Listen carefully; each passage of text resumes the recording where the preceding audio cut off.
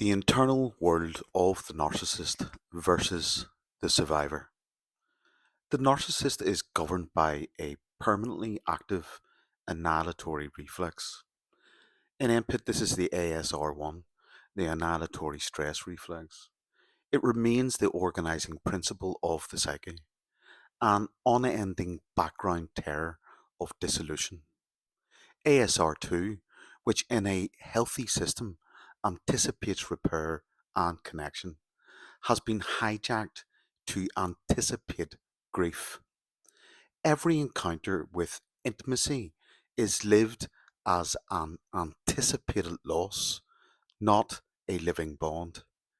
ASR3, the anticipatory shadow reflex, is sealed off, a crypt containing the unprocessed material of the psyche: rage, shame, envy, and the forbidden longing for the mother who never came.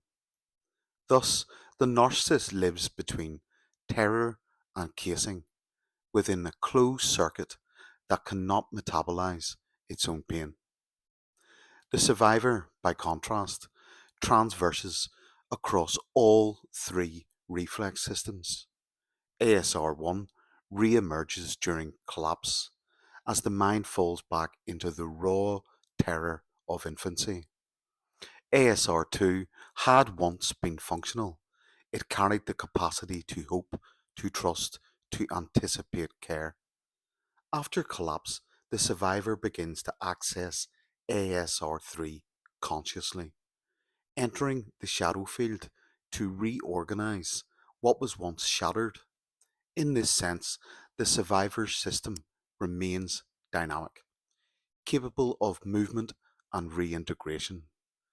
Internally, the narcissist world is monologic, persecutory, and simulated. There is no dialogue, no real other. Within, the self rehearses its performance against internalized stand ins. It is a world of echoes in which every voice is its own. The survivor's world, however fractured, is dialogic. The internal field is populated by symbolic parts: the Redeemer, the mute child, the false protector, the truth self, the echoing introject, each bearing distinct affects and memories that can be brought into conversation. Where the narcissist's inner speech is solipsistic, the survivor's is plural and reparative. The false self differs accordingly. In the narcissist, it is total and immutable, a rigid casing that substitutes for the self and can never be shed without psychotic collapse.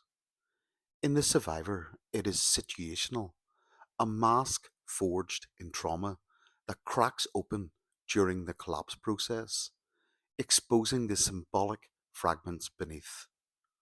These fragments can be named, witnessed, and eventually reintegrated. Temporal experience divides them further. The narcissist exists in loops of snapshots, moments of seduction, rejection, or annihilation, repeating endlessly without narrative progression. Time is episodic and performative, without a before or after. The survivor, though disorientated, retains symbolic time.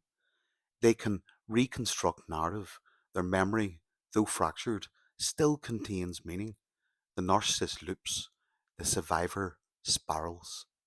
Finally, the trajectory of individuation sets them apart. The narcissist individuation was aborted at its origin, fused with the persecutory maternal image. They never achieved symbolic separation.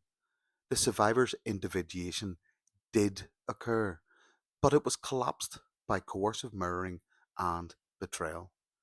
Their self fell inward, but was not annihilated. It remains recoverable through symbolic repair.